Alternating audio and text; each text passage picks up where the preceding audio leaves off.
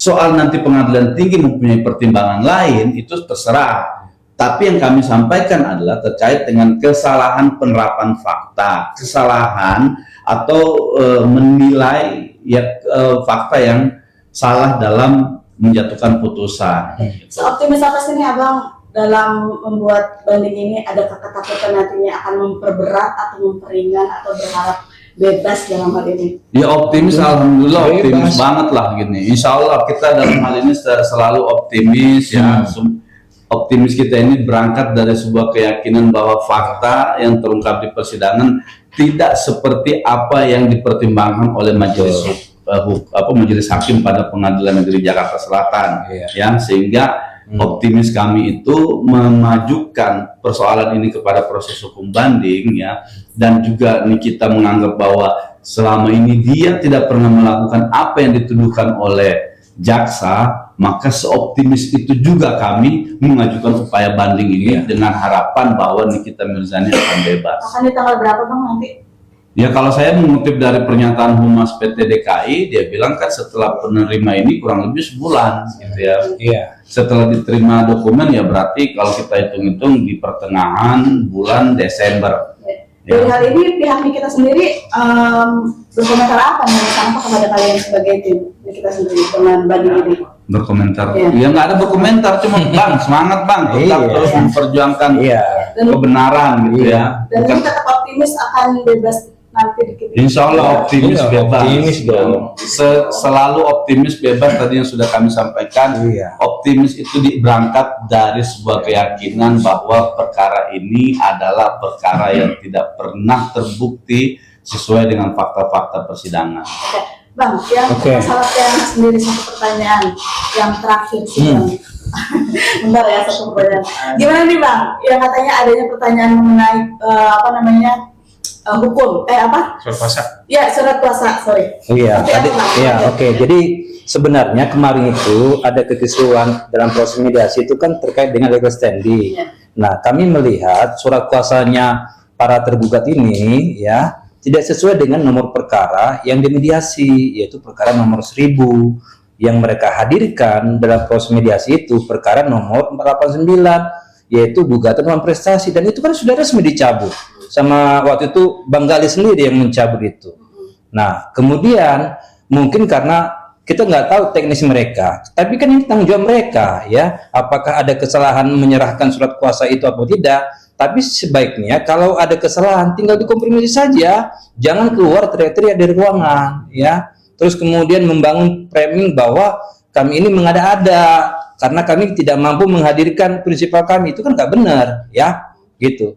Nah, Bang, ada seakan jadi ini nggak sih para lawyer ini berjibakunya sangat enggak dong. Saya kira kita fokus saja nanti ya. Ini kan proses mediasi kan sudah deadlock, ini tinggal hanya menandatangani berita acara gagal mediasi minggu depan. Nah, nanti kita fokus saja dalam pokok perkara ya. Kita buktikan dalil kita masing-masing. Dengar-dengar kan mereka juga mau mengajukan gugatan rekompensi, silakan saja ya.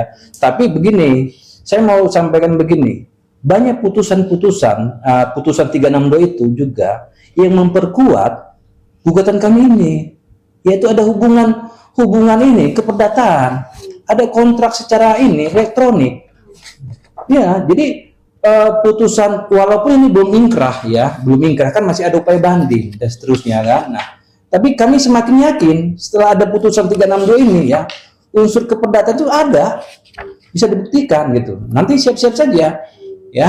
Nanti kita salah satu cara ngasih Bang terakhir nih, karena seakan-akan pihak sana mengenai gitu. Oh enggak lah.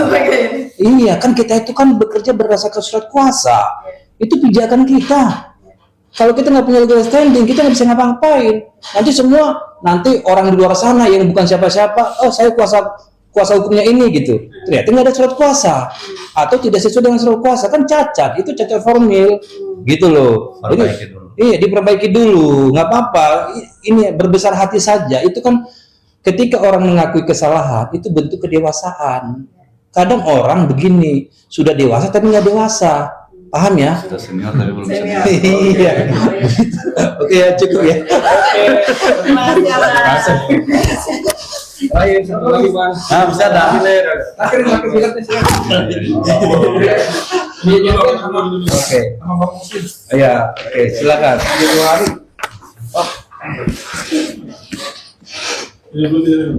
Minum ngopi dulu di sini. Ya, Minta ngopi. kopi, minta kopi, Bang. Siapa? Ini pengadap pusat hukum. Ah? Ada senior. Terima kasih teman-teman media.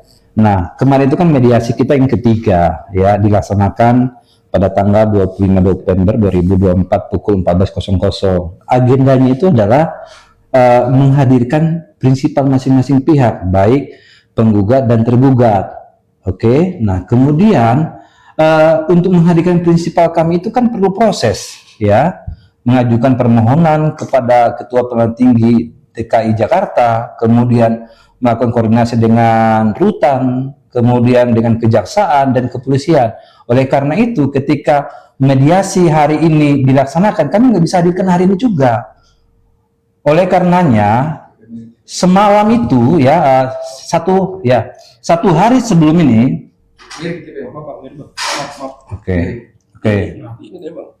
Oke. Nah, satu hari sebelum dilaksanakan mediasi, kami sudah konfirmasi kepada mediator yang bertugas, Bu, tolong diingatkan, disampaikan kepada kuasa hukum tergugat, apakah ada kepastian prinsipal mereka bisa dihadirkan besok dalam proses mediasi, karena kami butuh informasi itu, sehingga kalau dipastikan bisa hadir, maka kami akan urus nih dari sekarang, karena kan proses pengurusan menghadirkan prinsipal yang dalam tahanan negara itu kan nggak mudah ya, ada waktu yang cukup lama yang harus dilakukan. Nah, makanya karena tidak ada informasi yang pasti, maka dilaksanakan mediasi kemarin.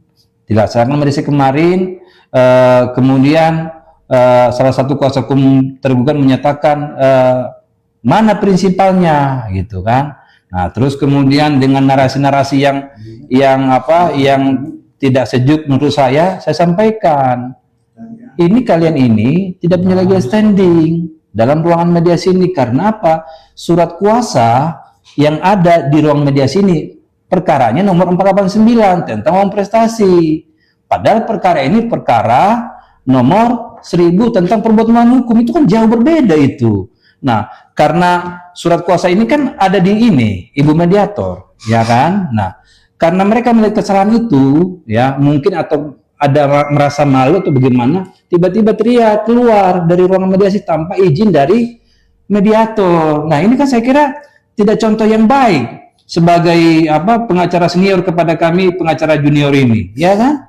Ya, kita hormatilah proses ini. Kalau misalkan ada kekurangan, keilafan, ya, kami salah menyampaikan surat kuasa istimewa dalam proses mediasi, ya disampaikan saja, gitu loh. Bukan terus kemudian marah-marah keluar, kemudian menyampaikan narasi bahwa silakan mereka bernegosiasi, bermediasi dengan kursi kosong. Kan ini saya kira nggak tepat ya. Ini di dalam hukum itu kan etika itu paling penting loh. Ya kan, apalagi di ruang ini, di ruang sidang gitu, ruang mediasi gitu. Jadi saya kira hal begini ya saya kira nggak tepat ya menurut saya. Nah, kemudian kami juga mendapatkan informasi dari petugas mediasi. Setelah kekisruhan itu ya yang terjadi, salah satu kuasa hukum tergugat ini menghubungi petugas mediasi. Nah, kemudian setelah menghubungi, baru petugas mediasi ini bertemu dengan salah satu kuasa hukum tergugat ini, meminta dokumen perkara nomor 1000/PDTG 2025. Nah, disampaikan petugas mediasi, Bapak mau ngapain? Disampaikan bahwa kami mau lihat berkas itu.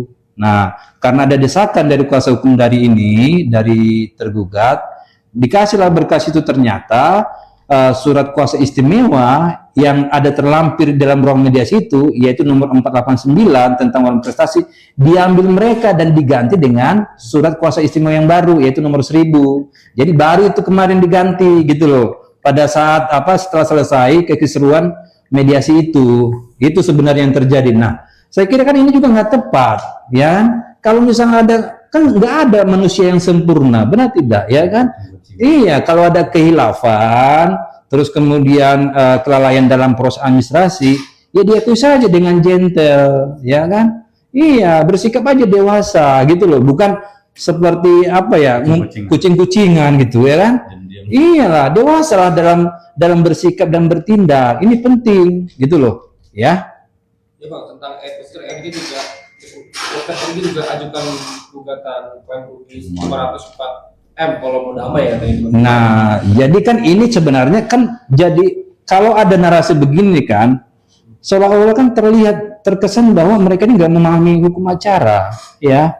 Kan kita ini masih dalam proses mediasi, benar tidak? Nah, proses mediasi itu poinnya adalah kami ditunjuk mediator untuk mengajukan proposal penawaran. Oke, kami ajukanlah itu senilai berbeda dari gugatan, yaitu 200 miliar. Nah, minggu berikutnya kewajiban mereka lah menjawab itu. Nah, di dalam jawaban itu ada poin terkait dengan kerugian materi imaterial mereka 504 miliar. Nah, itu kan jawaban bukan gugatan. Bisa sih mereka membedakan mana jawaban proposal, mana gugatan. Nah, gugatan itu ya, kalau mereka mau mengajukan gugatan, ranahnya itu bukan dalam proses mediasi, tapi dalam ranah kompensi, masuk dulu. Iya, rekompensi. Jadi gagal dulu mediasi, masuk dalam pokok perkara, baru mereka mengajukan namanya gugatan balik rekompensi, atau mereka mendaftarkan perkara baru, gugatan baru, gitu loh. Hanya itu domainnya, gitu loh. Jadi jangan disamakan jawaban proposal dengan gugatan. Waduh, ini saya kira ini nggak benar gitu loh, nggak tepat gitu loh. Jadi nggak ada sampai hari ini belum ada gugatan 504 miliar itu gitu loh. Itu masih dalam bentuk jawaban mereka terhadap proposal kami dalam proses mediasi. Jadi bukan gugatan gitu loh. Nah, tapi yang di framing kan seolah-olah mereka menggugat, ya kan? Menggugat loh. Kok kami belum terima gugatan gitu loh. Ini kan bisa kita bicara mediasi dulu. Ya kan? Nah, mediasi deadlock, kita tanda tangani berita acara mediasi gagal, ya silakan. Nanti dalam pokok perkara mereka mau mengajukan rekompensi, gugatan baru silakan. Atau dalam gugatan yang baru supaya dapat surat kuasa yang baru. Ya, itu yang tepat gitu loh. Untuk mediasi kemarin kan gagal Bang ya. Ada lagi yang mungkin apa seperti apa? Belum ada kesimpulan. Iya, jadi gini, kan kemarin itu kan ada kisru. Kisru itu mereka keluar tanpa izin dari ruang mediasi, ya kan? Karena saya menyampaikan mereka nggak punya legal standing. Saya kan sesuai dengan fakta. Pengacara itu bekerja kan berdasarkan surat kuasa, itu pijakan awal, ya kan? Kalau nggak ada surat kuasanya gimana dong? Dia cuap-cuap A sampai Z. Benar nggak? Nah, terus kemudian karena mereka ini keluar tanpa alasan, tanpa izin, ya tentu kan saya kira kedepannya ini kan minggu depan mediasi paling cuma penandatanganan berita mediasi gagal, ya kan? Jadi nggak ada lagi ini, tidak ada lagi agenda lain selain berita acara mediasi gagal supaya masuk dalam pokok perkara. Nah, tapi informasi yang kami peroleh bahwa mereka sudah memperbaharui mengganti surat kuasa istimewa gitu ya. Tapi dengan cara Iya, tapi dengan cara kucing-kucingan gitu kan. Kan itu kan nggak dewasa namanya. Benar nggak? Iya gitu. Oke? Oke Bang, tentang putusan kemarin kan adanya satu katanya pernah video call dengan RG itu katanya memberatkan dengan seperti apa Bang? Dengan dokter RG itu gimana Bang?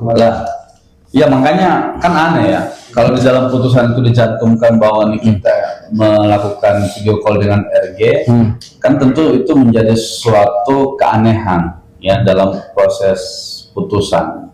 Nah, maka itu secara hukum kami ajukan sebagai salah satu bagian dari alasan banding di memori kami yang sudah kita daftarkan ya.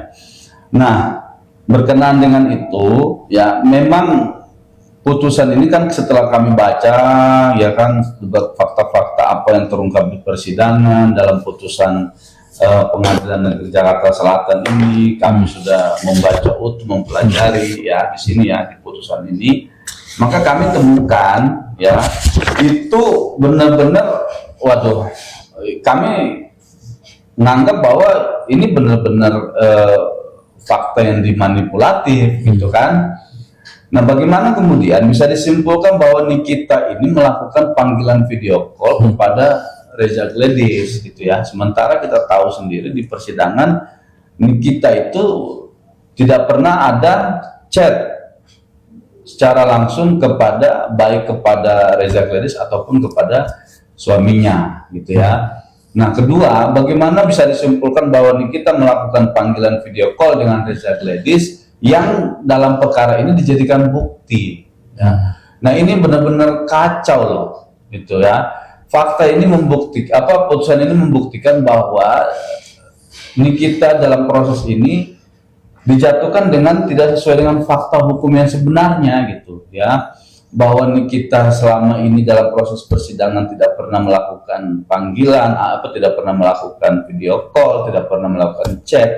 Tapi dalam putusan disimpulkan bahwa Nikita melakukan itu. Jadi seolah-olah ya mengakibatkan Nikita ini seolah-olah bahwa ada upaya dari Nikita untuk memaksa Reza Gledis untuk memberikan uang itu gitu, sehingga tergambar dalam putusan jadi seperti itu gitu loh ya.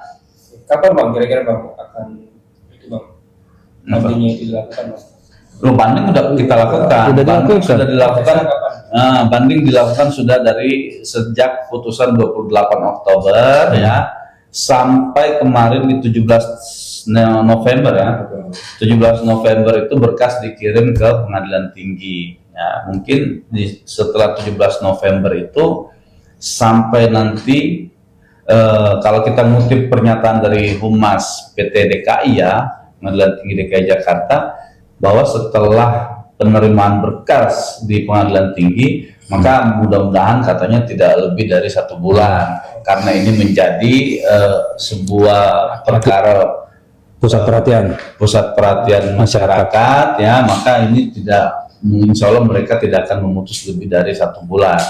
Nah, artinya dalam saat-saat ini berarti sudah dalam proses pemeriksaan ya. Kami berharap kepada majelis hakim tingkat banding ini benar-benar memeriksa secara teliti terkait dengan satu penerapan fakta, apa sudah tepat atau belum gitu kan. Nah, kedua adalah terkait dengan penerapan pasal yang disampaikan dalam tuntutan, dalam dakwaan dan dalam putusan, apakah itu juga sudah berkenaan dengan fakta yang sebenarnya gitu kan, hukum yang sebenarnya, atau ada kesalahan. Kalau ada kesalahan, maka jangan ragu untuk membatalkan putusan Pengadilan Negeri Jakarta Selatan. Oke, Bang, ini kan cukup fatal bisa dibilang poin ini Bang ya. Nah, fatal sekali. Oke, nah optimisnya seperti apa? Akan meringankan atau malah membebaskan ini Bang? Ya optimis, kami optimis di penasihat hukum, kami ini optimis sekali, insya Allah kita akan bebas di Pengadilan Tinggi, karena tadi itu optimis kita itu kan harus berangkat dari keyakinan ya. Keyakinan kami itu bahwa fakta yang terungkap di persidangan tidak seperti yang dipertimbangkan oleh Pengadilan Negeri Jakarta Selatan. Maka kami meminta kepada majelis hakim untuk mengkoreksi ini gitu. Kesalahan-kesalahan dari Pengadilan Negeri ini kan bisa dikoreksi oleh Pengadilan Tinggi DKI Jakarta. Iya. Bang, terkait kemarin beredar video NM live dengan Dr. Oki di dalam tahanan, itu seperti apa mungkin Bang? Jadi saya sebenarnya tidak mau ini ya terlalu jauh menanggapi. Jadi gini ya, itu kan bukan live ya, prosesnya itu pada saat itu adalah fasilitas yang diberikan oleh negara kepada setiap warga binaan atau tahanan atau orang titipan, tahanan titipan ya. Ada hak asasi manusia yang tidak boleh dihilangkan oleh negara ya. Maka apa bentuknya adalah memberikan fasilitas untuk melakukan panggilan atau berkomunikasi dengan sanak saudara, teman dekat, keluarga, orang tua dan lain sebagainya. Nah, apa yang dilakukan oleh Nikita itu adalah sebagai bentuk pemenuhan hak asasi manusia oleh negara gitu. Dia itu tidak melakukan live jualan ya. Iya, katanya. Itu panggilan video call, tiba-tiba dalam panggilan video call itu Oki melakukan live gitu kan. Kebetulan ya Bang ya. Dia secara kebetulan aja gitu. Nah, kebetulan di situ harus dia live ya. tapi dianggap seolah-olah wah ini melanggar peraturan Menteri Hukum dan HAM, saya dengar begitu kata pihak sebelah gitu kan. Nah makanya membaca peraturan itu jangan baca pakai kacamata kuda gitu, harus dilihat dari segi filosofis, segi historis ya, sosiologisnya apa gitu loh, ya, sehingga lebih mengena gitu dalam konteks hukumnya gitu. Jangan pakai kacamata kuda, oh ini begini tulisannya A ya bacanya A gitu. Padahal ada yang perlu dipertimbangkan adalah terkait dengan pemenuhan hak asasi manusia gitu. Dan itu hanya sekali itu aja bagi penuntut. Ya itu hanya sekali, buktinya kan itu pakai ini dia, pakai apa namanya, pakai earphone ya, pakai earphone, orang ada lalu lalang di situ, berarti kan bukan hal yang dilarang oleh hukum gitu loh. Memang disediakan, difasilitasi, disediakan oleh lembaga, oleh rutan kelas 1 Pondok Bambu ya. Kalau itu udah disiapkan ya kita pakai lah. Kalau nggak dipakai sayang gitu loh ya. Itu maksud saya. Jadi jangan oh ini salah, ini menurut peraturan menteri. Kita udah nggak bicara dogmatik hukum begitu lagi lah gitu loh. Maksudnya jangan melihat sesuatu dengan kacamata hukum kuda gitu loh. Lihat aja ini harus dipertimbangkan ini. Kalau sebagai lawyer ya, mestinya harus lebih bijak. Oh itu mungkin ada untuk kepentingan dia, keluarga, dan itu memang urusannya urusan negara. Ini kalau saya bilang dia ngapain ikut campur urusannya lembaga pemasyarakatan? Lawyer aja nggak usah ikut campur urusan lembaga pemasyarakatan gitu loh. Bang, sebenarnya kalau untuk fasilitas di dalam itu apa aja sih Bang? Kalau kita udah ada jam-jam tertentu masih kalau misalnya kayak ya kan satu yang dari pemenuhan hak asasi manusia, KUHP itu sudah membolehkan atau KUHP itu tidak melarang setiap keluarga dari terdakwa ya dan atau terpidana ya boleh melakukan kunjungan, boleh melakukan bisa mendatangkan dokter pribadi dan lain sebagainya. Itu adalah salah sebagian dari hak asasi manusia itu. Jadi kapanpun misalnya gini, kembali lagi ke SOP dari rutan atau lapas itu seperti apa? Waktu kunjungan misalnya Senin sampai Jumat, jamnya sampai jam sekian sampai jam sekian. Itu SOP, boleh. Sepanjang itu adalah bagian dari SOP yang tidak dilarang, ya. Sepanjang itu juga kita boleh ke sana. Penasihat hukum datang, penasihat hukum. Bagaimana dengan penasihat hukum datang untuk memberikan konsultasi, kapanpun boleh, itu kan. Hari libur pun yang setahu saya boleh kalau sepanjang itu adalah untuk kepentingan konsultasi pembelaan dari kliennya gitu. Keluarga ada batasannya gitu, dari Senin sampai Jumat misalnya harus ini gitu kan.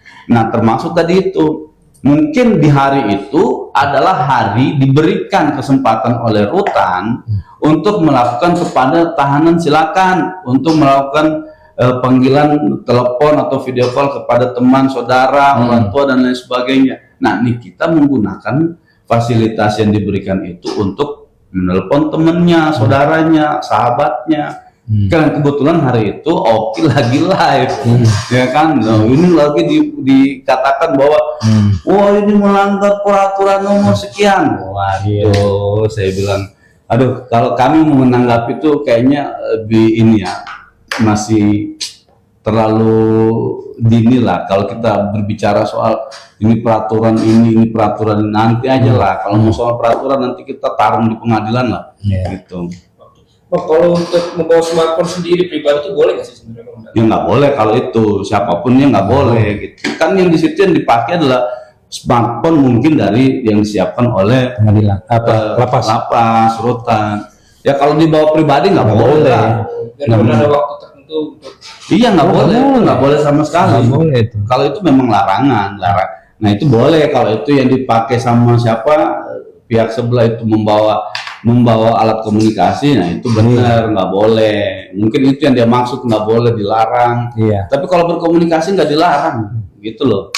Dan paling ada jadwal tertentu gitu. Jadwal tertentu ada jam sekian dari jam sekian. Gitu. Kan di sana juga diberikan waktu kepada setiap orang, setiap tahanan di sana itu atau setiap siapapun yang berada di situ, termasuk petugas juga kan. Kalau petugas juga kalau dalam situ lagi menelpon segala macam ya di situ. Gitu. Untuk kondisi NF di dalam seperti apa sekarang? Alhamdulillah dia sehat. Ini kita dalam kondisi sehat walafiat, tidak dalam keadaan sakit ya, masih semangat, masih happy gitu ya. Mudah-mudahan bantu doanya aja lah, mudah-mudahan insya Allah dengan upaya hukum banding ini dia bisa mendapatkan keadilan dan kebenaran ya. Amin. Terakhir Bang, untuk aktivitasnya sekarang apa sih Bang? Di dalam Aktivitas apa? NM sendiri dalam aktivitasnya. Wah, kalau aktivitas saya kurang tahu ya, karena memang saya 24 jam. kalau saya aktivitas saya berarti mantengin dia di sana ya. Ada cerita-cerita apa gitu Bang? Gak ada cerita-cerita dia lagi apa namanya bermunajat ya, banyak hal-hal yang sudah diinin. Mudah-mudahan hajat dan cita-cita yang disampaikan itu mudah-mudahan bisa tercapai semua di apa namanya kesempatan berikut dalam putusan banding ini nanti. Banyak perubahan juga dari